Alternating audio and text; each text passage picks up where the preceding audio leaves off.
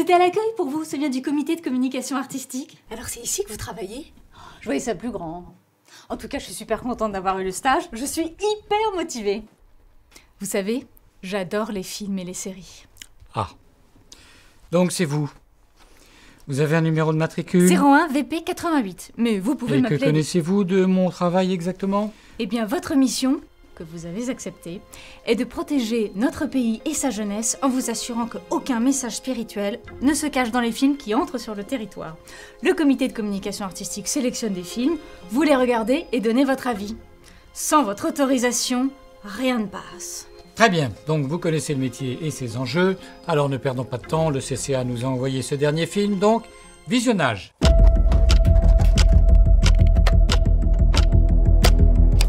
Qu'est-ce qu'on regarde?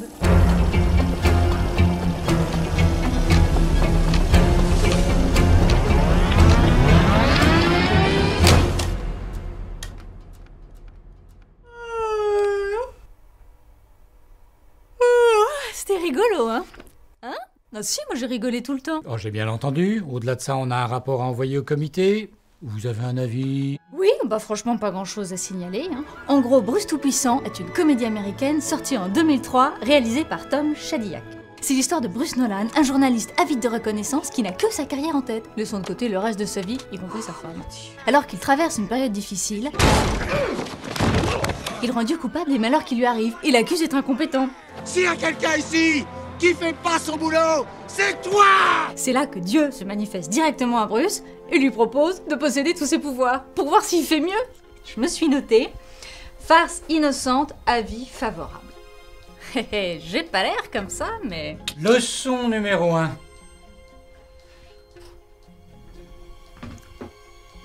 Toutes les comédies sont toujours plus sérieuses qu'il n'y paraît. Pardon. Non mais parce que le film ridiculise Dieu et la foi. Donc soit il est inoffensif, soit je vois rien, quoi. Voilà, vous avez raison. C'est vrai? Mais oui, c'est ça. Vous n'avez strictement rien vu.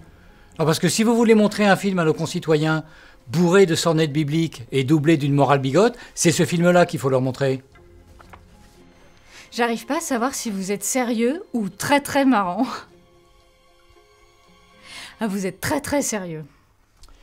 Bon, il y a au moins 5 choses que vous n'avez pas vues, 5 éléments fondamentalement chrétiens. Alors on va commencer par le plus facile, les multiples références à des épisodes bibliques, certaines très directes d'ailleurs.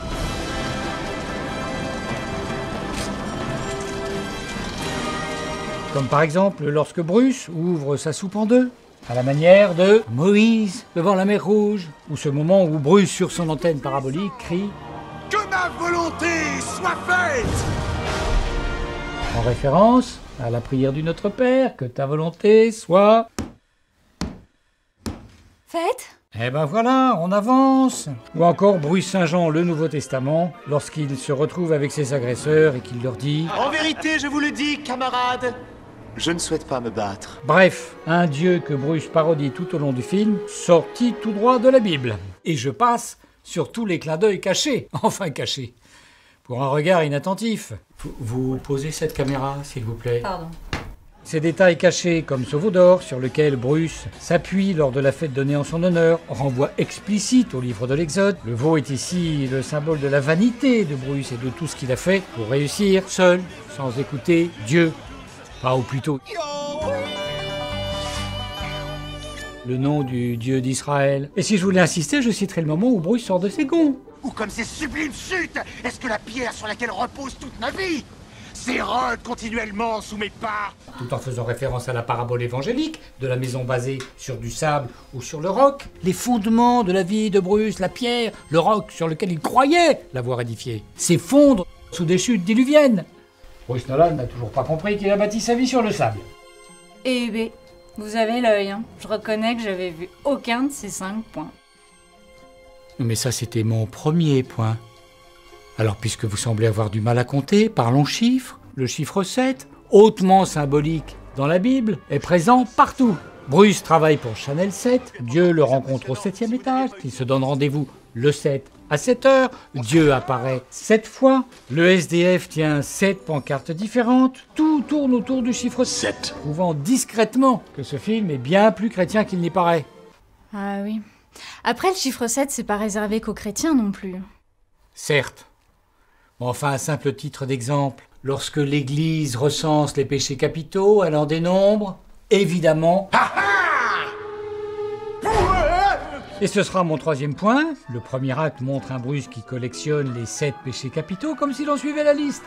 Pour caractériser un personnage qui fait fausse route, on le présente colérique, je ne reviendrai pas sur son pétage de câble aux chutes du Niagara, envieux, dans tous les moments où il jalouse Evan Baxter, gourmand, ou disons sans retenue dans tous ses désirs. Faut dire que c'est Jim Carrey, alors niveau retenue...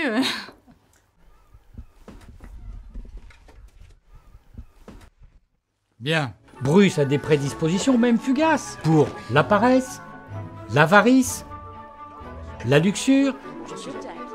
Tout est déjà là, prêt à bientôt dériver. Grace! Et en filigrane de tout, l'orgueil, le capitaine des capitaux. Il suffit de revoir la dispute du début. Il est au maximum de son délire mégalomane. Je ne vais pas bien du tout! Comment j'irai bien avec ce boulot minable? Comment j'irai bien avec cet appartement minable? Et comment j'irai bien avec cette vie minable?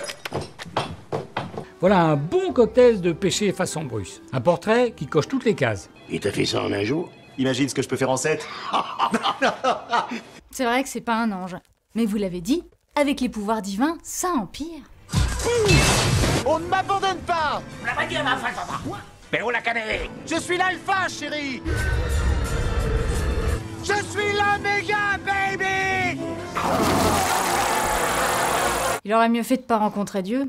On sentait venir en même temps l'entourloupe avec ses présentations cheloues en 3 temps, là. Ben voilà, 3 pour présenter la Trinité.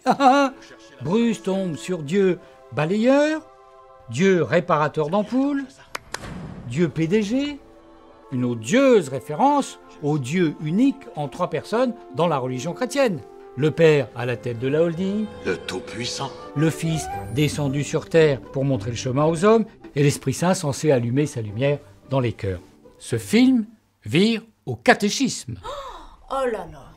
Et cette Trinité ne joue pas avec Bruce. Au contraire, l'impasse de sa toute-puissance conduira le personnage à sa décision finale, son humilité. Je t'en prie! Je ne veux plus faire ça, délivre-moi! Je ne veux plus être Dieu! Un changement intérieur qui passe par une symbolique particulière, le don du sang. Signe du Christ qui donne sa vie aux hommes, le don du sang illustre l'âme généreuse de grâce au début du film. Classe tellement. Important pour sauver des vies. Non, c'est ton sens. Mais Bruce est opposé à ce don qu'il ne comprend pas. Il faudra attendre sa rencontre finale avec Dieu pour qu'il soit sauvé par une transfusion sanguine. Le film se termine par le reportage de Bruce couvrant le don du sang et invitant chacun à donner. Je suis la preuve que les dons du sang peuvent réellement faire des miracles. Bruce a enfin compris la leçon. Il peut évangéliser les autres. Bien. J'ai éclairé votre lanterne. Ah, Bruce Tout-Puissant est un véritable poison.